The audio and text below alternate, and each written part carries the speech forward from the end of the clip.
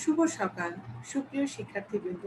আজকের এই অনলাইন ক্লাসে সকলকে আমি স্বাগত জানিয়ে আজকের ক্লাসটি শুরু করছি। ঈদ পরবর্তী অনলাইন ক্লাসে সকলকে আমি পবিত্র ঈদুল আজহার আগে শুভেচ্ছা এবং শুভকামনা জানাচ্ছি এবং আশা করি তোমরা সকলে যে যেখানেই আছো অবশ্যই সুস্থ আছো এবং ভালো আছো। আমি Afroza Khatun, lecturer management department, Rajshahi college, Rajshahi. আজকে আমি তোমাদের রিভিউ ক্লাস নেব, অর্থাৎ আমি তোমাদের বা অংশীদারি ব্যবসা এবং একমালিকানা ব্যবসা এবং আমাদের যে নতুন সিলেবাসে যে চ্যাপ্টারটা, যে 12টা অধ্যায়ের যে টোটাল চ্যাপ্টার ছিল সেটাকে ভেঙে যে 6 চ্যাপ্টারের করে দেওয়া হয়েছে। তো নতুন সিলেবাস অনুযায়ী আবার ক্লাসগুলো আমি রিভিউ করব। আজকে অনেকদিন পরে অনলাইন ক্লাসে তোমাদের সাথে সংযুক্ত হয়েছি এবং আমি অংশীদারি ব্যবসাটা নিয়ে আলোচনা করছি। তোমাদের অংশীদারি, একমালিকানা এবং সহবাস সমিতির মধ্যে যে তোমাদের সবার কাছে যে সিলেবাসটা আছে, যে টপিকসটা বুঝতে সমস্যা হচ্ছে বা পরবর্তী ক্লাসে তোমরা কোন বিষয়টি নিয়ে আলোচনা চাচ্ছ তা ভিডিওর নিচে কমেন্ট করলে আমি পরবর্তী ক্লাসটি সেই টপিকসটিগুলো নিয়ে আলোচনা করব। তো প্রথমে আমরা যারা এই ক্লাসটি করেছো তারা জানো যে বিজনেস পার্টনারশিপ কি, তারা রিভিশন হবে। আর যারা করো না এখন পর্যন্ত, আজকে নতুন ক্লাসে জয়েন হয়েছো, তারা অবশ্যই ক্লাসটি থেকে আমার বিশ্বাস যে তোমরা এগুলো শিখতে পারবে, যে পার্টনারশিপ বিজনেস সম্বন্ধে নতুন সিলেবাসে যে ধারণাগুলো আছে, শিখন ফলগুলো আছে, তারই কিছু বিষয় নিয়ে আমরা আলোচনা করব। প্রথমে আমরা বিজনেস পার্টনারশিপের একটা ছবি দেখছি, যেখানে দেখছি দুইজন ব্যক্তি কি করছে, হ্যান্ডশেক করছে। এখানে হ্যান্ডশেক করা হচ্ছে। আমরা আমার প্রথমের দিকে প্রথম যে ক্লাসটি ছিল সেটা ছিল হচ্ছে মালিকানার ভিত্তিতে ব্যবসা সংগঠনের যে ক্লাসিফিকেশন, সেখানে আমরা এক মালিকানা নিয়ে আলোচনা করেছিলাম এবং আমি প্রথমেই বলেছিলাম যে এক মালিকানার সবচেয়ে হচ্ছে ইজিয়েস্ট ফর্ম, যেটা হচ্ছে বিজনেস সংগঠনের সবচেয়ে একটা সহজ এবং প্রাচীনতম এবং সংগঠন, এবং আমরা সকলেই জানি যে তার থেকে একটু জটিল হচ্ছে এক মালিকানা ব্যবসায় পরবর্তী যে ব্যবসায় সংগঠনের ধাপটা, সেটা হচ্ছে অংশীদারি ব্যবসা।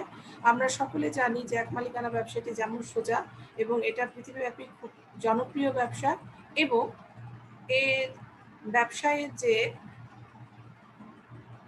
সমস্যাগুলো ছিল সে সমস্যা থেকে উত্তরণের জন্যই মূলত অংশীদারি ব্যবসায়টিকে ইনক্লুড করা হয়েছে। তো আজকের ক্লাসে আমরা অংশীদারি ব্যবসায়টি কি এটা নিয়ে আলোচনা করব। আমার ক্লাস শেষে তোমরা সকলে অংশীদারি ব্যবসা কি সেটা বলতে পারবে, অংশীদারি ব্যবসায় যে বৈশিষ্ট্যগুলো রয়েছে সেগুলো ব্যাখ্যা করতে পারবে, অংশীদারি ব্যবসায় কিভাবে গঠন করতে হয় সেই গঠন প্রণালীটি ব্যাখ্যা করব, এবং অংশীদারি ব্যবসার সুবিধাগুলো আজকের ক্লাসে আমি আলোচনা করব। প্রথমেই দেখো কিছু ব্যক্তি যারা দাঁড়িয়ে আছে এবং কিছু ব্যক্তি, তাদের মধ্যে একটি কাগজ দলিল জাতীয়, তোমাদের কাছে হয়তো মোবাইলে খুব ছোট করে বোঝা যাচ্ছে না, কিন্তু এখানে খুব স্পষ্টভাবে দেখা যাচ্ছে একটা দলিল ধরে দুজন ব্যক্তি হ্যান্ডশেক করছে। এখানে বলা হচ্ছে যে অংশীদারি ব্যবসায়টা হচ্ছে চুক্তির দ্বারা, চুক্তির কথাটি দেখো হাইলাইট করা আছে, এখানে বলা হচ্ছে চুক্তির দ্বারা দুই বা ততোধিক ব্যক্তির মধ্যে বৈধ উপায়ে অর্থ উপার্জনের নিমিত্তে যে ব্যবসা গড়ে ওঠে তাকে বলা হচ্ছে অংশীদারি ব্যবসায়। আমরা ব্যবসায় অলরেডি অনলাইনে অনেকগুলো ক্লাস করেছি, আমরা সকলে ব্যবসার সংজ্ঞা জানি যে মুনাফা অর্জনের উদ্দেশ্য অর্থনৈতিক কর্মকাণ্ডকে ব্যবসা বলা হয় সংক্ষিপ্ত পরিসরে, কিন্তু সেখানে বেশ কিছু ক্রাইটেরিয়া থাকে। সেটা হচ্ছে অবশ্যই মুনাফা অর্জনের যে প্রক্রিয়াটা থাকবে সেটা হতে হবে বৈধ। এখানে বলা হচ্ছে যে অংশীদারি ব্যবসার ক্ষেত্রে যে ব্যবসাটা থাকবে সেটা হতে হবে বৈধ, এবং সেখানে ব্যক্তিটা মালিক থাকবে দুইয়ের অধিক, দুইজন অথবা তার চেয়ে বেশি। একজন হলে সেটা এক মালিকানা ব্যবসায়, সেজন্য বলছে দুই বা ততোধিক ব্যক্তির মধ্যে বৈধ উপায়ে অর্থ উপার্জনের উদ্দেশ্যে যে ব্যবসা প্রতিষ্ঠানের জন্য যে চুক্তিটা গড়ে উঠছে তাকে বলা হচ্ছে অংশীদারি ব্যবসা। এবং অংশীদারি ব্যবসা অবশ্যই চুক্তি থাকতে হবে, সেটা লিখিত হতে পারে, অলিখিত হতে পারে, বা লিখিত অলিখিত দুটাই হতে পারে। হয়তো কিছু লিখলো, কিছু বিষয় তারা লিখলো না, সেই সব বিষয়গুলো থাকতে পারে। এবং এখানে অবশ্যই যে বিষয়টি থাকতে হবে সেটা হচ্ছে চুক্তি থাকতে হবে। চুক্তিটা না থাকলে কিন্তু অংশীদারি ব্যবসা বলে গণ্য করা হয়ে থাকে না।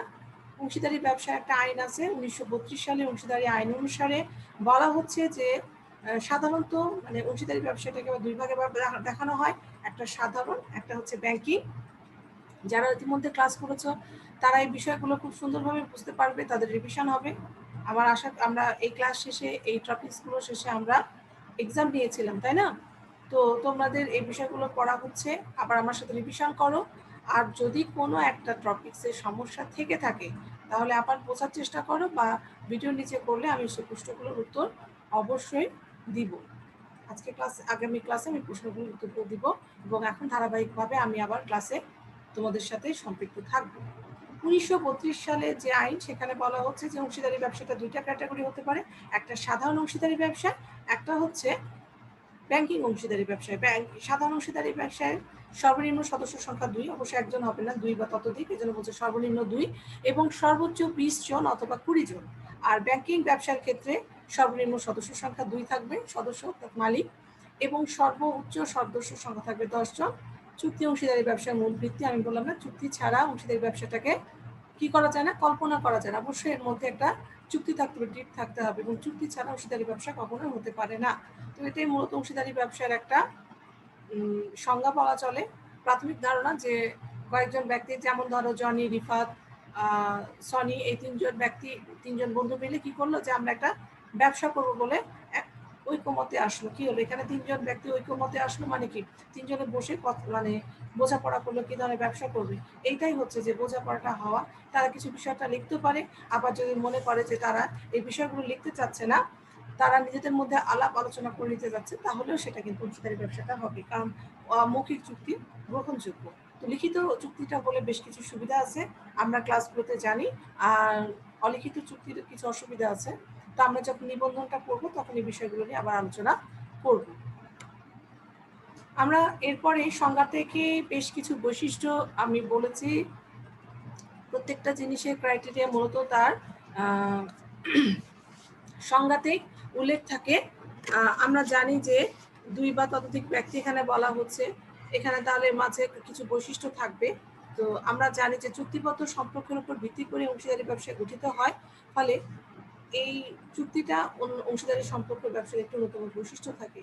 প্রথমে যেটা থাকে সেটা হচ্ছে সহজ গঠন। অংশীদারি ব্যবসা গঠন করার জন্য তেমন কোনো আইনগত কোনো বাধ্যবাধকতা নাই, যেটা তোমরা যৌথ মজুরি বা রাষ্ট্রীয় কারবার আলোচনা করেছিলাম, পরে সিলেবাসে বাতিলের জন্য এটা করা হয় নাই, বা সমবায় সমিতি আমরা আলোচনা করেছি। তো সেখানে দেখেছি যে এগুলো ব্যবসা গঠন করার জন্য নিবন্ধনের জন্য নিবন্ধকের কাছে যাওয়া লাগে, বেশ কিছু কাগজপত্র জমা দেওয়া লাগে, তারপর নিবন্ধনের পর কার্যারম্ভের অনুমতিপত্র লাগে, তাহলে অনেক সময় সাপেক্ষ, মিনিমাম 6 মাস তো লাগে। কিন্তু এক মালিকানা ব্যবসা মনে করলাম, শুরু করলাম, অংশীদারি ব্যবসাটা মোটামুটি সেই রকমই, হয়তো একটু তাদের মধ্যে যে চুক্তিটা আছে সেটা চুক্তিটা করা শুধু যে সময়টুকু লাগে।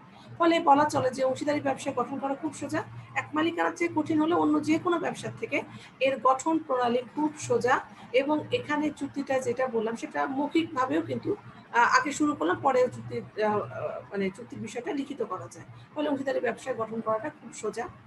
এরপরে যে বৈশিষ্ট্যটা আছে সেটা হচ্ছে চুক্তিবদ্ধ সম্পর্ক কাদের সাথে, অংশীদারি প্রতিষ্ঠানের যে সদস্য থাকছে, পার্টনার থাকছে, তাদের মধ্যে যে সম্পর্কটা থাকবে সেটা হচ্ছে কন্ট্রাকচুয়াল রিলেশনশিপ থাকবে। আমরা জানি চুক্তি অংশীদারি ব্যবসার অন্যতম মূল ভিত্তি, এবং এই চুক্তির মাধ্যমে যেহেতু অংশীদারি ব্যবসা গঠিত হয়, পরিচালিত হয়, নিয়ন্ত্রিত হয়, ফলে অংশীদারি সদস্যদের মধ্যে কিন্তু একটা চুক্তিবদ্ধ সম্পর্কের সৃষ্টি হয়, এবং এই চুক্তিটা কি হতে পারে, মৌখিক হতে পারে, লিখিত হতে পারে ও নিবন্ধিত হতে পারে।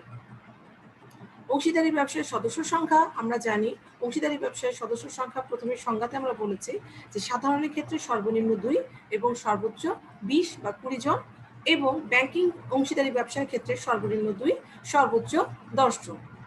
এটা হচ্ছে এদের সদস্য সংখ্যা, নাম্বার অফ যদি মেম্বার্স, মানে এই সর্বোচ্চ 20 জন সদস্য নিয়ে সাধারণ অংশীদারি ব্যবসাটা গঠন করা যায়। কেউ যদি ব্যাংকিং অংশীদারি ব্যবসা গঠন করতে চায় তাহলে অবশ্যই তাকে সর্বোচ্চ 10 জন সদস্য নিয়ে কি করতে হবে, অংশীদারি ব্যবসা গঠন করতে হবে। তারপরে হচ্ছে মূলধন সরবরাহ। মূলধন সরবরাহটা করা হয়ে থাকে চুক্তি অনুযায়ী, যেমন এক মালিকানা ব্যবসায়ের মালিক সব মুনাফা যেমন ভোগ করে তার মূলধনটাই তিনি সরবরাহ করে, কিন্তু এখানে চুক্তি অনুযায়ী মূলধন সরবরাহ করার বিষয়টি থাকে। এখন 20 জন অংশীদার নিয়ে যদি একটা অংশীদারি ব্যবসা গঠন করা হয়, কে মূলধন দিবে কে মূলধন দিবে না, এই বিষয়গুলো সবই উল্লেখ করা হয়ে থাকে। ফলে বলা হচ্ছে আবার অনেক অংশীদারকে দেখা যাচ্ছে তাদের মেধা বা তার দক্ষতা বা যোগ্যতার জন্য না হচ্ছে বুদ্ধির জন্য, তাদেরকে আমরা কর্মী অংশীদার বলে থাকি, নামমাত্র অংশীদার, এরকম বিভিন্ন অংশীদার আমরা দেখা যায়। ফলে দেখা যাচ্ছে যে অংশীদারি ব্যবসায় মূলধন সরবরাহ না করে অনেকেই অংশীদার হতে পারে। ফলে আমাদেরকে এটা দেখতে হবে যে চুক্তিতে কিভাবে উল্লেখ করা আছে, বা অনেকে সমপরিমাণ দিবে, বা অনেকে হয়তো বলা থাকবে যে সে হয়তো মূলধনের 20% দিবে, বাকি 80% অন্যরা দিবে। তো বিষয়টা এভাবেই মানে চুক্তির ওপর নির্ধারণ করা থাকে যে কে কতটুকু মূলধন সরবরাহ করবে। লাভ ক্ষতি বন্টন চুক্তির ওপরই ভিত্তি করে অংশীদারি ব্যবসায় মূলত লাভ ক্ষতি বন্টন হয়।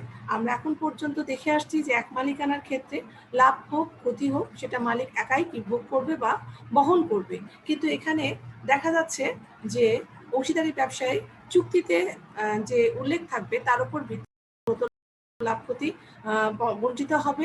যদি বলা হয় যে কোনো অংশীদার কোনো ধরনের লোকসান বহন করবে না, চুক্তিতে যদি উল্লেখ থাকে, তাহলে অবশ্যই সে কোনো ধরনের লোকসান বহন করবে না, অর্থাৎ ক্ষতি তাকে বহন করতে হবে না। অর্থাৎ বা যদি বলা হয় সমভাবে সকল অংশীদার ক্ষতি বহন করবে বা লাভটা ভোগ করবে, ফলে ব্যবসা অনেক লাভের পরে কেউ কোনো অংশীদার দাবি করতে পারবে না যে আমি অনেক বেশি মূলধন দিয়েছি আমাকে বেশি দাও, বা অনেক অংশীদার অস্বীকার করতে পারবে না অনেক ক্ষতি হওয়ার পরে যে না আমি কোনো ধরনের লোকসান বহন করতে পারবো না বা আমি এত বহন করতে পারবো না, কারণ এখানে চুক্তিটা যেভাবে উল্লেখ থাকবে সে অনুপাতে তাকে লাভ ক্ষতি বন্টন করতে হবে। আইনগত সত্তা অংশীদারি ব্যবসায় কোনো পৃথক আইনগত সত্তা নাই, কারণ এর মাধ্যমে তো এটা তো আইনের মাধ্যমে সৃষ্টি হচ্ছে না। অংশীদারি ব্যবসায় যে লেনদেনগুলো হয় অংশীদারদের নামে অর্থাৎ ব্যক্তির নামে, অংশীদারি ব্যবসায় নিজের নামে পরিচিত হতে পারে না এবং কোনো কার্যক্রম যে যাবতীয় যে লেনদেন সেটা তারা সম্পাদিত করতে পারে না। ফলে এখানে অংশীদারি ব্যবসায় নিজস্ব কোনো পৃথক মানে অর্থাৎ আইনগত কোনো পৃথক সত্তা থাকে না। পরিচালনা অংশীদারি ব্যবসায় পরিচালনা করার জন্য সকল অংশীদার কিন্তু কি থাকে দাবিদার থাকে, কিন্তু আবার কি হয় সকল অধিক মানে সন্ন্যাসীদের গাছ নষ্ট বা অধিক রাজনীতিতে কি হয় খাবারটা নষ্ট হয়ে যায়। ফলে দেখা যাচ্ছে যে এখানে চুক্তিতে উল্লেখ থাকে যে সকলের পক্ষ থেকে কে করবে, বা একজনই সারা জীবন করবে কিনা, বা 2 বছর বা 3 বছর পর পর পরিচালনাতে চেঞ্জ আসবে কিনা, তো এই বিষয়গুলো উল্লেখ করা থাকে যে সকলের পক্ষ থেকে এক বা একাধিক অংশীদার ব্যবসা পরিচালনা নিয়োজিত থাকে। সাধারণত দেখা যায় যে একজন বা একের অধিক দু একজন এরকম করে পরিচালনায় নিয়োজিত থাকে। অসীম দায় এটা কিন্তু অংশীদারি ব্যবসায় যেমন একটি বৈশিষ্ট্য তেমন একটি অসুবিধা। এখানেও কিন্তু এক মালিকানার মতো এই দায়গুলো কিন্তু সকল অংশীদারকে ব্যক্তিগতভাবে বহন করতে হয়, মানে যতটুকু দায় সীমাহীন। পুরো একটা দেনার জন্য ব্যবসার কোনো দেনার জন্য হয়তো লস হলো, সেক্ষেত্রে সে যতটুকু ইনভেস্ট করছে তার উপরে না, যেমন আমরা যৌথ মূলধনিতে দেখলাম যে যে যতখানি ইনভেস্ট করে তা সে ততটুকু দায়ের জন্য সীমাবদ্ধ থাকে, কিন্তু এখানে দেখা যাচ্ছে যে এই দায়ের জন্য মূলত ব্যক্তিগতভাবে অংশীদারদের সম্পদ কি থাকে দায়বদ্ধ থাকে। আবার কোনো অংশীদার যদি দেউলিয়া হয়ে যায় তাহলে অন্য অংশীদারদের উপর তার দায়গুলো বর্তায়, অর্থাৎ ব্যবসায় লোকসান দিলে অংশীদারদের যে মূলধন ছাড়া ব্যক্তিগত সম্পদ দায়ী থাকবে। শুধুমাত্র এই ক্ষেত্রে আমরা নাবালক অংশীদার নিয়ে যে আলোচনা করেছিলাম যে নাবালক অংশীদারকে কিন্তু কি করতে হয় না এই দায়গুলো বহন করতে হয় না, কিন্তু নাবালক তো অংশীদার না, তাই না? তো বিষয়টা হচ্ছে এখানে শুধু সুবিধা ভোগ করতে হলে অসীম দায়টা কিন্তু বহন করতে হয়। পারস্পরিক আস্থা বিশ্বাস এটা অংশীদারি ব্যবসার আমি বলবো একটি গুরুত্বপূর্ণ একটি বৈশিষ্ট্য, কারণ পারস্পরিক আস্থা বিশ্বাস ছাড়া কিন্তু কোনো শুধু অংশীদারি ব্যবসা না কোনো সম্পর্কটাকে বিল্ড আপ করা যায় না। আর যেহেতু এই ব্যবসার অন্যতম বৈশিষ্ট্যই হচ্ছে সকল অংশীদারদের সাথে একসাথে কাজ করা, ফলে দেখা যাচ্ছে তাদের মধ্যে যদি এই বিশ্বাসের ঘাটতি থাকে তো ব্যবসাটি সুন্দরভাবে পরিচালিত হবে না। ফলে অবশ্যই এই অংশীদারি ব্যবসায় যে চুক্তিটা থাকে সেটাকে বলা হয় যে তাদের মধ্যে অবশ্যই কি থাকবে বিশ্বাস এবং আস্থা থাকে, যার কারণে বলা চলে যে অংশীদারি ব্যবসায় যে চুক্তি সেটাকে চূড়ান্ত সদবিশ্বাসের একটি চুক্তি বলা হয়। অনেক সময় বলা হয় যে চূড়ান্ত সদবিশ্বাসের চুক্তি কেন বলা হয় অংশীদারি ব্যবসায়, তো এটাই হচ্ছে কারণ পারস্পরিক আস্থা বিশ্বাস ছাড়া এই ব্যবসাটি চলতে পারবে না, এবং এই ব্যবসার অন্যতম যেহেতু এটা বৈশিষ্ট্য ফলে এটা ছাড়া পরিচালনা করা যায় না। ফলে এটা বলা হয় যে অংশীদারি ব্যবসার যে চুক্তিটা থাকে সেটা হচ্ছে চূড়ান্ত সদবিশ্বাসের একটি চুক্তি। এরপরে রয়েছে নিবন্ধন বা রেজিস্ট্রেশন। এইটা আমরা বলতে পারি যে আইন অনুযায়ী 1932 সালের অংশীদারি আইন রয়েছে, এখানে নিবন্ধনটা মোটেও বাধ্যতামূলক নয়, নিবন্ধন না করে ব্যবসা পরিচালনা করা যায়, কিন্তু আমি আগেও বলেছি যদি নিবন্ধিত না হয় তাহলে বেশ কিছু অসুবিধার সম্মুখীন হতে হয়। তো এই অসুবিধাগুলো যাতে না হয় এই কারণে নিবন্ধন করা ভালো, কিন্তু নিবন্ধন যে করতেই হবে, না করলে অংশীদারি ব্যবসা হবে না, এরকম কোনো নিয়ম বা আইন নেই। সদস্যদের যোগ্যতা, এটি গুরুত্বপূর্ণ একটা ইস্যু যে কি ধরনের সদস্য নিয়ে আমরা অংশীদারি ব্যবসা গ্রহণ করতে পারি, গঠন করতে পারি। অংশীদারদের যে সদস্য হওয়ার জন্য যে কি ধরনের ব্যক্তি দরকার, এখন আমরা বলতে পারি যে কারা কারা অংশীদারি ব্যবসায় অংশীদার হওয়ার যোগ্য রয়েছে। আমরা বলতে পারি যে বাংলাদেশের যে অংশীদারি আইন 1932 সালে, এখানে একটা 11 ধারা উল্লেখ করা আছে। এখানে বলা হয়েছে 11 ধারায় যে কোনো ধরনের নাবালক বা পাগল বা দেউলিয়া ব্যক্তিকে অংশীদারি ব্যবসায় চুক্তিতে তাকে কি করা যাবে না, অংশীদার হিসাবে গ্রহণ করা যাবে না। অন্য সবাই, এছাড়া সবাই, যে অবশ্যই তাকে কি হতে হবে, 18 বছর ঊর্ধ্বে এবং তাকে অবশ্যই সুস্থ মস্তিষ্কের এবং সে দেউলিয়া নয়, এরকম ব্যক্তিরাই পারবে হচ্ছে এই অংশীদারি ব্যবসায় চুক্তি সম্পাদন করতে এবং চুক্তির যাবতীয় সুযোগ সুবিধা গ্রহণ করতে। সম্মিলিত সিদ্ধান্ত, এখানে বিষয়টা হচ্ছে অংশীদারি ব্যবসায় যে কোনো সিদ্ধান্ত নিতে হবে সকল সদস্যের সংখ্যাগরিষ্ঠতার ভিত্তিতে। অর্থাৎ যদি 20 জন হয় তাহলে এখানে কোনো একটা সিদ্ধান্ত জন্য অবশ্যই কি করতে হবে, 11 জনের মত থাকতে হবে। 10 জন হলে কিন্তু সিদ্ধান্তটা গ্রহণ করা যাবে না, জন্য বলছে সম্মিলিত। কারণ যখন মেজরিটি কোনো একটা সিদ্ধান্তে কি করবে, সহমত করবে, দু একজন না করলেও ওইটাতে ধরা যাবে যে সম্মিলিত সিদ্ধান্ত। কেউ একক কোনো সিদ্ধান্ত নিয়ে কোনো কাজ করতে পারবে না। অধিক জনসংযোগ, যেহেতু এটি এক মালিকানা ব্যবসার চেয়ে অনেক বড়, ফলে এখানে ইনভেস্টমেন্টটা বেশি হয়ে থাকে, ফলে ব্যবসার আকার পরিধিটা অনেক বড় হয়, ফলে এখানে বেশি সংখ্যক লোক নিয়োগ দেওয়া সম্ভব হয়। আয়তনের সীমাবদ্ধতা, হ্যাঁ এটা অবশ্যই বলা হচ্ছে যে এটা একটা সমস্যা। এক মালিকানার চেয়ে এখানে মূলধন বেশি হলেও অন্য ব্যবসার চেয়ে এর মূলধনটা কম হয়। সাধারণত সমাজের অবহেলিত মানুষগুলো বা কম বিত্তশালী লোকগুলোই মূলত বলা চলে যে অংশীদারি ব্যবসা করে, ফলে তারা ব্যবসায় খুব বেশি ইনভেস্ট করতে পারে না, ফলে ব্যবসাটি অনেক বড়ভাবে। আবার অনেক বিত্তশালী লোক আসলেও দেখা যাচ্ছে যে 20 জন, যেহেতু এখানে সদস্য গ্রহণ করার একটা লিমিট থাকে, ফলে আমরা ওই যৌথ মূলধনী কোম্পানির সাথে এটা পাল্লা দিয়ে কখনো এর আয়তনটাকে কি করতে পারে না, বৃদ্ধি করতে পারে না। বৈধ ব্যবসায় অবশ্যই আমরা জানি ব্যবসার যে উদ্দেশ্য, যে বৈধ মুনাফা অর্জনের যে উদ্দেশ্য থাকবে, সে অর্থনৈতিক কার্যাবলীটা থাকতে হবে অবশ্যই বৈধ, এবং বৈধ উদ্দেশ্য অর্জনের নিমিত্তেই মূলত অংশীদারি ব্যবসায় চুক্তি সম্পন্ন হয়। মানুষের কল্যাণ সাধন করার জন্য মূলত এই ব্যবসা প্রতিষ্ঠিত হয়, এবং মানুষের অকল্যাণ কোনো কিছু যদি করে তাহলে সেই ব্যবসাটি বাতিল বলে গ্রহণযোগ্য হয়। মালিকানা হস্তান্তরের এটার কিছু বিধিনিষেধ আছে। অর্থাৎ আমি যে বললাম যে আজকে আমি ব্যবসা শুরু করলাম, যেমন পাবলিক যৌথ মূলধনী কোম্পানির ক্ষেত্রে দেখা যাচ্ছে পরবর্তীতে শেয়ার বিক্রি করে ভালো না লাগলে সে কি করছে, তার মালিকানাটা হস্তান্তর করতে পারছে, কিন্তু এরূপ ব্যবসার মালিকানা হস্তান্তর যোগ্য নয়। অর্থাৎ মানে আমি ইচ্ছা করলে আমার যে ওনারশিপটা আছে সেটা আমি অন্য কাউকে দিতে পারি না। এক্ষেত্রে যদি দিতে হয় তাহলে কি করতে হবে, একটা মিটিং ডেকে সকল অংশীদারকে এই বিষয়ে একমত হতে হবে। সকল অংশীদার যদি একমত হয়ে থাকে তাহলে নতুন অংশীদারকে ওই তার মালিকানাটিকে সে হস্তান্তর করতে পারে, যদি না হয় তাহলে এখানে সে হস্তান্তর করতে পারবে না। কিন্তু যৌথ মূলধনী কোম্পানিতে দেখা যাচ্ছে যে খুব সহজে যে কেউ তার শেয়ারটি বিক্রি করে তার মালিকানাটাই হস্তান্তর করতে পারে। তো মূলত বলা চলে এগুলোই অংশীদারি ব্যবসার বৈশিষ্ট্য। আমরা এর আগেও এই বিষয়গুলো নিয়ে আমরা আলোচনা করেছিলাম, এবং আশা করি তোমরা এই বিষয়গুলো নিয়ে মানে বুঝতে পেরেছো। যারা বুঝতে পারো না তারা কমেন্ট করো, আমি আবার বোঝাবো, কোনো সমস্যা নেই। আমরা রিভিউ ক্লাস চলছে, এবং এই 3টা চ্যাপ্টার থেকে যাবতীয় যা প্রবলেম তোমাদের, তা প্রবলেমগুলো ভিডিও নিচে করলে আমি আগামী ক্লাসে প্রশ্নের উত্তরগুলো দিয়ে দিব। আমরা জানি যে অংশীদারি ব্যবসার যে বৈশিষ্ট্যগুলো এতক্ষণ পর্যন্ত আমরা আলোচনা করলাম, সেগুলো থেকে আমরা একটা জিনিস বুঝতে পারছি, যেটা কিন্তু এক মালিকানার থেকে অনেক পার্থক্য। যেমন মূলধনের ক্ষেত্রে, কর প্রদান, সব কিছু ক্ষেত্রে সদস্য মানে অনেক বিষয়গুলো থেকে এর বৈশিষ্ট্যগুলো আলাদা, এবং আলাদার জন্য সেটিকে এখন পর্যন্ত একটি আলাদা ব্যবসা সংগঠন হিসাবে তার ব্যতিক্রম বৈশিষ্ট্যের জন্য নিজের যে ভাব গাম্ভীর্য সেটিকে কি করতে সক্ষম হয়েছে, ধরে রাখতে সক্ষম হয়েছে। এবং এক মালিকানা ব্যবসায় যে অসুবিধা, সে নিরসন কল্পে মূলত এই অংশীদারি ব্যবসায় তার যাত্রা শুরু করে, এবং তার বৈশিষ্ট্যগুলো এখন পর্যন্ত ধরে রেখেছে বলে এখন পর্যন্ত কিন্তু ব্যবসাটি মানে কি সমাজ থেকে ফুরিয়ে যায়নি, এটাও কিন্তু বহুলভাবে সমাজে দেখা যাচ্ছে। তো মূলত আমরা এখন পর্যন্ত যে বিষয়টি নিয়ে আলোচনা করলাম সেটা হচ্ছে অংশীদারি ব্যবসাটা কি এবং অংশীদারি ব্যবসার বৈশিষ্ট্য। অংশীদারি ব্যবসায় কি বা অংশীদারি ব্যবসা কাকে বলে, এটা যদি আমরা বুঝতে পারি তাহলে কিন্তু আমরা দেখতে পাচ্ছি যে এখান থেকে কিন্তু বৈশিষ্ট্যগুলো চলে আসছে, যে এই বৈশিষ্ট্যগুলো কি কি হতে পারে, সে বৈশিষ্ট্যগুলো আমরা কিন্তু খুব সুন্দরভাবে দেখতে পাচ্ছি। সংজ্ঞার মধ্যে চুক্তি বলা হচ্ছে, চুক্তিবদ্ধ যে সম্পর্কটি বলা হচ্ছে, সহজ গঠন প্রণালী, এবং যেহেতু এখানে কোনো আইন নাই, সদস্য সংখ্যা এবং চুক্তির মাধ্যমে এটা গঠিত হয়, ফলে লাভ লোকসান মূলধনকে কে কতটুকু দিবে, লাভ লোকসান কিভাবে বহন করবে, সে বিষয়গুলো অবশ্যই উল্লেখ থাকে।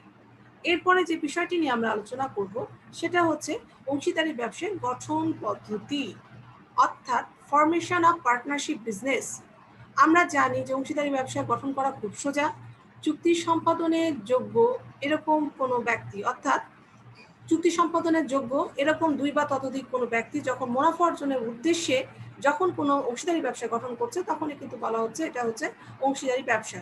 তো এই গঠন পদ্ধতিগুলো আমরা একটু আলোচনা করি। আমরা সকলে বই আছে, আমরা বইয়ে দেখছি যে অংশীদারি ব্যবসার যে গঠন, সেখানে গঠনের মোট 4টা মানে পদ্ধতিটাকে সমাধান করছে, খুব 4টা প্রসিডিউর মেনটেন করে, এবং সেটা যে প্রসিডিউরগুলো মেনটেন করা হয় সেটা হচ্ছে 1932 সালে অংশীদারি আইন অনুযায়ী। আমরা এই 4টা প্রসিডিউর নিয়ে একটু আলোচনা করব। সেটা হচ্ছে প্রথমেই সেটা হচ্ছে 2 বা ততোধিক সদস্যের সমাবেশ। আমরা জানি যে একজন যদি হতো তাহলে সেটা হতো এক মালিকানা অংশীদারি। অংশীদারি ব্যবসা বলতে বলা হচ্ছে একাধিক, অর্থাৎ 2 এর অধিক এবং সর্বোচ্চ কি 20 জন এইরকম ব্যক্তি একত্রিত হবে, এবং একত্রিত হয়ে যদি কোনো ব্যবসা গঠন করার ইচ্ছা প্রকাশ করে থাকে তাহলে সেটা অংশীদারি ব্যবসা হবে। চুক্তি সম্পাদন আমাদের বলতে পারে যে একটা কি করতে হবে, কন্ট্রাক্টটাকে কি করতে হবে, মেকিং তৈরি করতে হবে। তো মেকিং যে কন্ট্রাক্টটা তৈরি হবে সেটা বলছে যে চুক্তি অংশীদারি ব্যবসার মূল ভিত্তি। আমরা প্রথমে বলেছি যে চুক্তি সম্পাদন করতে হলে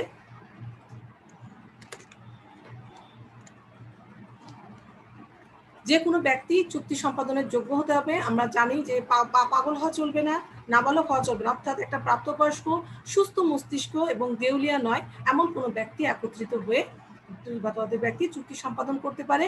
সেই চুক্তিতে অবশ্যই প্রতিষ্ঠানের ভবিষ্যৎ কি হবে, কিরূপ ব্যবসায় প্রতিষ্ঠান হবে, প্রতিষ্ঠানের ভবিষ্যতের ঝগড়া বিবাদটা কিভাবে এড়ানো যাবে, প্রতিষ্ঠানের লাভ লোকসান কিভাবে বন্টন করা হবে, মূলধন কি সরবরাহ করবে, সকল বিষয়গুলো উল্লেখ থাকে। ফলে এই চুক্তিটা আবার লিখিত হতে পারে, মৌখিক হতে পারে। লিখিত হলে বেশ কিছু সুবিধা পাওয়া যাবে, এবং এক্ষেত্রে বলা যায় যে ভবিষ্যতের ভাবনা ভেবে বা ভবিষ্যতে আইনের যদি কোনো ধরনের সুবিধা পেতে চায় তাহলে অবশ্যই চুক্তিটা লিখিত হলে ভালো হবে। এক্ষেত্রে 1932 সালে আইন অনুযায়ী বলা হচ্ছে বাধ্যতামূলক না হলেও সুবিধা অর্জনের জন্য আমরা এই পর্যায়ে চুক্তিটাকে আমরা কি করতে পারি, নিবন্ধিত করতে পারি। এই জন্য বলছে নিবন্ধন। অংশীদারি ব্যবসায় নিবন্ধন বাধ্যতামূলক নয়। অংশীদারগণ মূলত নিজেদের স্বার্থ হাসিলের জন্যই এই ব্যবসাটি প্রতিষ্ঠানটিকে নিবন্ধন করে থাকে। নিবন্ধনের জন্য কি করতে হবে, নিবন্ধনে একটা ফি লাগবে এবং আবেদনপত্র লাগবে, এবং আবেদনপত্রে যে চুক্তিটা আছে সে চুক্তিটাকে কি করতে হবে, আবেদনপত্রটাকে সুন্দর করে ফিল আপ করে ওই নিবন্ধনকে কার্যালয়ে গেলে তারা একটা আবেদনপত্র দিবে। সেই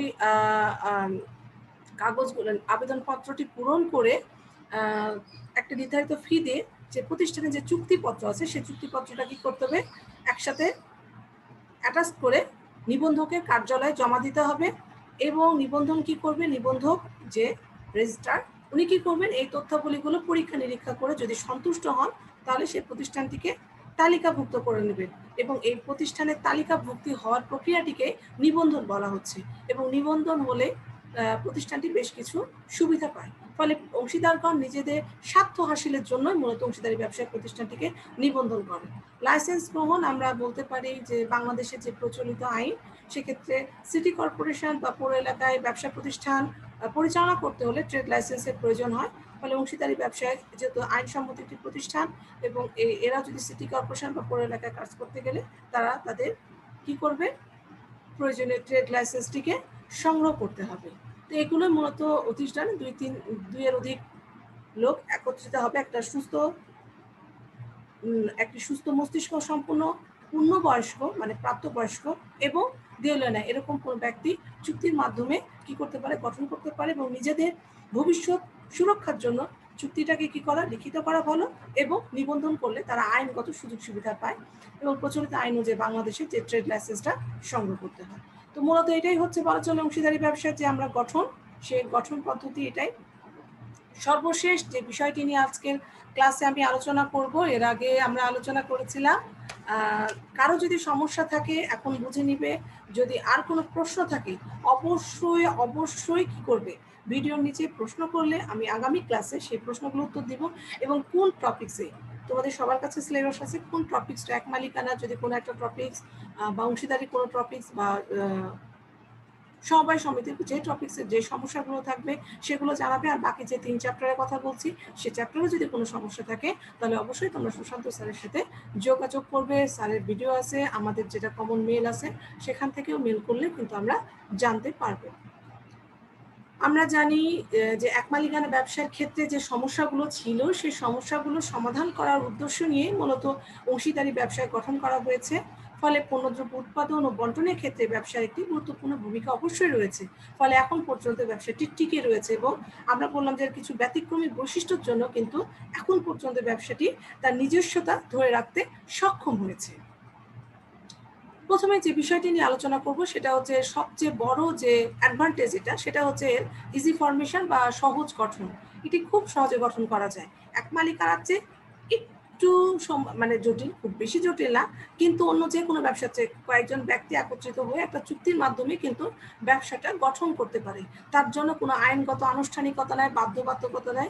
চুক্তি সম্পাদনের যোগ্য হলেই কি করতে পারবে, অংশীদারি ব্যবসাটি তারা গঠন করতে পারবে। ফলে বলা যায় যে এক মালিকানা পরে সবচেয়ে একটা ইজিয়েস্ট ফরমেশন সেটা হচ্ছে অংশীদারি ব্যবসায়, পার্টনারশিপ বিজনেসে।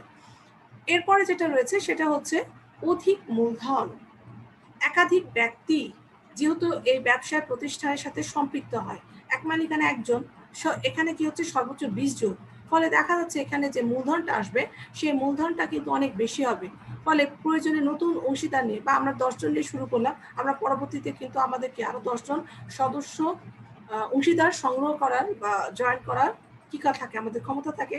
বা এখানে যেহেতু অধিক সদস্য থাকে তাদের বাইরে থেকে ঋণ গ্রহণ করার ক্যাপাবিলিটিটা বেশি থাকবে। ফলে এখানে যে মূলধনের পরিমাণটা থাকে সেটা কিন্তু মোট থাকে কার থেকে, এক মালিকানা ব্যবসা থেকে। এখানে কিন্তু অনেক বেশি ক্যাপিটাল দেখতে পাওয়া যায়।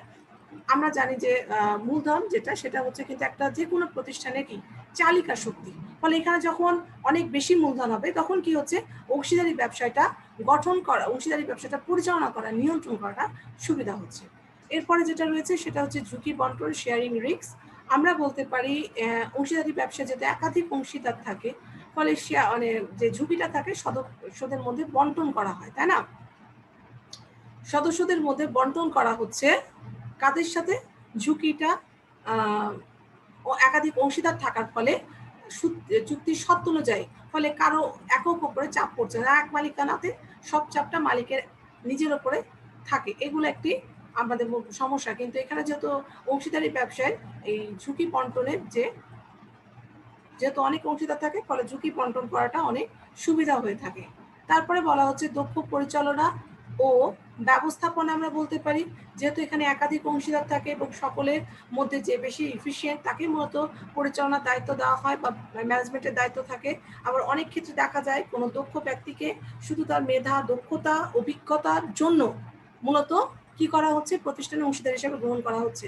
ফলে দেখা যাচ্ছে যে সে তার নিজস্ব যে মেধা, মনন, দক্ষতা, অভিজ্ঞতা সে কাজে লাগিয়ে অংশীদারি ব্যবসাটিকে খুব সুন্দরভাবে ফ্লুয়েন্টলি পরিচালনা করতে পারে। ফলে ব্যবসার কাজ সফলভাবে সুন্দরভাবে কি হয়, সুসম্পন্ন হয়ে থাকে। নমনীয়তা, আমরা বলতে পারি অংশীদারি ব্যবসার একটি অন্যতম গুণ নমনীয়তা, অর্থাৎ ফ্লেক্সিবিলিটি। অংশীদারি ব্যবসায় তার নমনীয়তার গুণ বজায় রাখতে পারে, কারণ এখানে অংশীদারগুলো খুব কম থাকে, সর্বোচ্চ 20, এবং যে 20 জন সদস্য থাকে অনেক ক্ষেত্রে কম থাকে, তারা মূলত পরিচিত হয়। ফলে তাদের মধ্যে সম্পর্ক থাকে, পারস্পরিক একটি আস্থা বিশ্বাস থাকে। ফলে তারা যে কোনো বিষয়ে যে কোনো সিদ্ধান্ত খুব দ্রুত নিতে পারে। আর পরিস্থিতির যে পরিবর্তিত পরিস্থিতির সাথে খাপ খাইয়ে চলাটাই হচ্ছে নমনীয়তার একটি গুণ। তো বলা চলে যে এক মালিকানা পরে সবচেয়ে বেশি যদি কোনো ব্যবসায়কে নমনীয় বলা হয় সেটা হচ্ছে অংশীদারি ব্যবসায়। এরপরে যেটা রয়েছে সেটা হচ্ছে মৃতব্যয়িতা। অংশীদারি ব্যবসায় অংশীদারগণ নিজেরা যেহেতু ব্যবসাটা পরিচালনা করে, এখানে মূলধন বিনিয়োগ করে, এটা সবগুলো কাজ যেহেতু তারাই করে, ফলে তারা অহেতুক কি করতে পারে না, খরচ করে না, যেটা যৌথ মূলধনী কারবারে করা হয়। তারা নিজেরা যেহেতু কোনো কাজ করে না, সব মানুষকে দিয়ে করে, ফলে মিতব্যয়িতাটা অর্জন করা কোনোভাবে সম্ভব হয় না অন্য কোনো প্রতিষ্ঠানের ক্ষেত্রে। পারস্পরিক যে আস্থা ও বিশ্বাস, আমরা যেটা বললাম যে চূড়ান্ত সদবিশ্বাসের চুক্তি বলা হচ্ছে অংশীদারি ব্যবসায়কে, এবং অংশীদারি ব্যবসায়টি গুরুত্বপূর্ণ একটি অ্যাডভান্টেজ বলা হয়ে থাকে। সদস্যদের মধ্যে যে আস্থা এবং বিশ্বাস থাকে, তার ফলে তারা অনেক কঠিনতর সময়টি খুব সহজে কি করতে পারে, পার করতে পারে। এরপরে রয়েছে ঋণ গ্রহণের সুবিধা। যেহেতু এখানে অনেক বেশি অংশীদার থাকে, ফলে সদস্যরা নিজেদের পার্সোনাল কি তাদের পরিচিতি কাজে লাগিয়ে খুব সহজে ঋণ নিতে পারে, বা এক বা একাধিক ব্যক্তি বিভিন্ন জায়গা থেকে ঋণটা দিতে পারে, ফলে ঋণের পরিমাণের সোর্সটা বৃদ্ধি পায়। এবং আমরা বলতে পারি যে সম্প্রসারণের সুবিধা বেশি থাকে, কারণ হচ্ছে অংশীদারি ব্যবসায় যেহেতু সদস্য সংখ্যা অনেক বেশি থাকে, ফলে ব্যবসা সম্প্রসারণ করতে চাইলে মূলধনে তাদের কোনো ধরনের সমস্যা না, বা নতুন সদস্য গ্রহণ করে কিন্তু তাদের যে মূলধনের সমস্যাগুলো রয়েছে সেই সমস্যাগুলো তারা কি করতে পারে, সমাধান করতে পারে। করের সুবিধা, অংশীদারি ব্যবসায় কর প্রদান করার ক্ষেত্রে একটা কিন্তু বিশেষ সুবিধা ভোগ করে থাকে, কারণ আমরা বলেছি যে অংশীদারি ব্যবসায় নিজের আয়ের ওপর মানে তারা কর প্রদান করে থাকে, তাদেরকে কিন্তু প্রতিষ্ঠানে কর দিতে হয় না। আমরা জানি যে নিবন্ধিত অংশীদারি ব্যবসার ক্ষেত্রেও অংশীদারদের ব্যক্তিগত আয়ের সাথে ব্যবসার লভ্যাংশ যোগ করে তারপর কর দিতে হয়। এতে করে প্রতিষ্ঠানকে যেহেতু আলাদাভাবে কর দিতে হয় না, ফলে দেখা যাচ্ছে যে তাদের যে আয়করের পরিমাণটা অনেক কম হয় প্রতিষ্ঠানের, ফলে করের একটা বিশাল সুবিধা তারা পেয়ে থাকে। স্বেচ্ছাচারিতা হ্রাস, এক মালিকানা ব্যবসায় অনেক সময় দেখা যাচ্ছে যে মালিকের একক ভুলভাল সিদ্ধান্তের জন্য প্রতিষ্ঠানটি নষ্ট হয়ে যায়, কিন্তু অংশীদারি ব্যবসায় সদস্য সংখ্যা যেহেতু বেশি এবং প্রত্যেকটা সিদ্ধান্ত গ্রহণের ক্ষেত্রে একটা মেজরিটির সিদ্ধান্ত লাগে, মানে সমর্থন লাগে, ফলে কোনো ধরনের স্বেচ্ছাচারিতা এখানে দেখা যায় না। যে কোনো অংশীদার এর পক্ষে স্বেচ্ছাচারী হওয়ার সুযোগটা অনেক কম থাকে। যোগ্যতা ও অভিজ্ঞতার একটা সমাবেশ থাকে। আমরা বলতে পারি যে অংশীদারি ব্যবসায় যে যোগ্যতা বা দক্ষতা সম্পন্ন লোকের সমাবেশ ঘটে, ফলে অংশীদারদের যোগ্যতা অনুযায়ী তাদের দায়িত্ব, যে যেমন যে হয়তো কাজ ভালো করে তাকে কাজে দেওয়া হচ্ছে, যে পরিচালনা ভালো করতে পারে, যে সেলসের কাজে পারে, তো কাজটা বন্টন করা হয়, ফলে প্রতিষ্ঠানে সমন্বয় ঘটে, প্রতিষ্ঠানের যে উন্নয়নটা সেটা খুব দ্রুতই কি থাকে, ঘটতে থাকে। তারপরে বলা হচ্ছে আনুষ্ঠানিকতা কম থাকে, যেহেতু এই প্রতিষ্ঠানগুলো গঠন করার জন্য তেমন কোনো আইনগত বাধা নিষেধ নেই, ফলে তেমন ধরনের আনুষ্ঠানিকতা পরিলক্ষিত হয় না। এরপরে বলা হচ্ছে সম্মিলিত প্রচেষ্টা, এখানে সকলে মিলেই চেষ্টা করবে, কারণ আমি বলেছি যে কোনো কারণে যদি কোনো অংশীদার দেউলিয়া হয়ে যায় বা কোনো অংশীদার মারা যায়, তার দায় কিন্তু অন্যান্য অংশীদারের উপর এসে পড়ে, ফলে একটা প্রতিষ্ঠানের দায়টা কিন্তু ব্যক্তিগত সম্পত্তিও কি থাকে, দায়বদ্ধ থাকে, ফলে সকলেই চেষ্টা করে যে একটা প্রতিষ্ঠানকে একটা ভালো জায়গায় নিয়ে আসার ক্ষেত্রে। গোপনীয়তা রক্ষা করা যায় এক মালিকানার থেকে একটু কম হলেও অন্য যে কোনো প্রতিষ্ঠানের চেয়ে এই ব্যবসায় গোপনীয়তা রক্ষা করাটা অনেক সুবিধা, কারণ ব্যবসায় কার্যক্রমটা শুধুমাত্র অংশীদারদের মধ্যে আলোচনা করা হয়, এবং অংশীদারগণ নিজেদের স্বার্থ, যেহেতু মুনাফাটাকে ভোগ করার জন্য এবং লোকসানটাকে যাতে কম বহন করতে হয়, ফলে তারা তাদের এই প্রতিষ্ঠানের গোপন বিষয়গুলো বাইরে প্রকাশ করে না, যেটা বড় বড় প্রতিষ্ঠানের পক্ষে, অর্থাৎ যৌথ মূলধনী বা রাষ্ট্রীয় ব্যবসা বা সমবায়ের ক্ষেত্রে তারা কিন্তু গোপনীয়তা রক্ষা করা সম্ভব নয়। উত্তোলনের সুযোগ, একটা অর্থ উত্তোলনের সুযোগ পাওয়া যায়। চুক্তির শর্ত অনুযায়ী অংশীদারি ব্যবসায় মূলত সমুদায় কার্যক্রম পরিচালিত হয়, এবং চুক্তির শর্ত অনুযায়ী ব্যবসা থেকে যে কোনো অংশীদার তার অর্থটাকে উত্তোলন করতে পারে, ফলে অর্থ উত্তোলনে কার প্রয়োজন হলে পরবর্তীতে তারা সেই সাপোর্টটা পেতে পারে, বা তাদের বিনিয়োগকৃত অর্থের এগেইনস্টে ঋণটা পেয়ে থাকে। সর্বশেষ যে বিষয়টি নিয়ে আলোচনা করব সুবিধার, সেটা হচ্ছে সহজ বিলুপ্তি। অংশীদারি ব্যবসা বিলোপ করা খুব সোজা, এক্ষেত্রে কোনো ধরনের আইনগত আনুষ্ঠানিকতা পালন করতে হয় না, ফলে সকল অংশীদার একমত হয়ে যে কোনো সময় ব্যবসার বিলোপ সাধন করতে পারে। আমরা বলতে পারি যে অংশীদারি ব্যবসায় কিন্তু বেশ কিছু ব্যতিক্রমী সুযোগ সুবিধা ভোগ করছে, তাই এই ব্যবসা এখনো যথেষ্ট সুনাম এবং সুখ্যাতির মাধ্যমে টিকে আছে, কারণ আমি যে বললাম অর্থ উত্তোলনের সুবিধা আছে, স্বেচ্ছাচারী হওয়া যায় না, ঋণ গ্রহণের বিলুপ্তিটা প্রক্রিয়াটি সহজ, নমনীয় অনেক ব্যবসায় মূলধনের সুবিধা সহজ গঠন, তো এই সকল কারণে বলা চলে যে অংশীদারি ব্যবসাটি খুব সহজেই যেমন মানুষের কাছে তার আস্থাটি অর্জন করতে পেরেছে এবং খুব সুটেবলভাবে ব্যবসাটি পরিচালনা করতে সক্ষম হচ্ছে। তো আজকের ক্লাসে আমরা তোমাদের সামনে অংশীদারি ব্যবসার সংজ্ঞা বা অংশীদারি ব্যবসাটা কি এবং অংশীদারি ব্যবসার যে বেসিক বৈশিষ্ট্যগুলো রয়েছে, অংশীদারি ব্যবসাটা কিভাবে গঠন করা যায় এবং অংশীদারি ব্যবসায়ের যে সুবিধাগুলো রয়েছে সেই সুবিধাগুলো আমরা আলোচনা করলাম। তোমরা বইগুলো একটু রিড আউট করলে এই আমার পড়াগুলো বুঝতে পারবে। তারপরে যদি কোনো পয়েন্টে কোনো সমস্যা থেকে থাকে তাহলে অবশ্যই ভিডিও নিচে করলে আমি আগামী ক্লাসে এই প্রশ্নগুলোর উত্তর দিব। ততদিন পর্যন্ত তোমরা সকলে ভালো থাকো। এবং আর একটি কথা আমি আবারও বলছি যে তোমরা কি চাচ্ছ, মানে কোন টপিকসগুলো নিয়ে আলোচনা করব সে বিষয়গুলো বললে আমি সেই হিসাবে সে বিষয়গুলো নিয়ে আলোচনা করব। তো সেই পর্যন্ত তোমরা সকলে ভালো থাকো, সুস্থ থাকো। আল্লাহ হাফিজ।